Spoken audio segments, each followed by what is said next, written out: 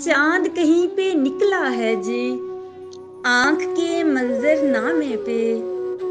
मैंने लिखा देखा तो हकीकत के मंजर नामे पर।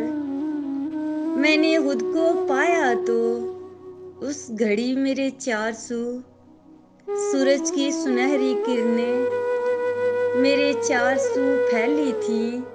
फिर दिल की आंख से देखा तो हजारों मुसाफिरों के आगे इस ओर एक चांद निकला था।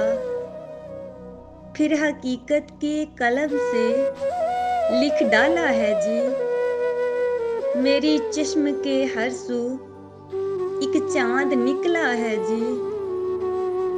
थकन के कठिन रस्तों से जब घर लौटा हूँ जी, कलम उठाए लिख रहा हूँ, एक चांद कहीं पे निकला है जी, एक चांद कहीं पे निकला है।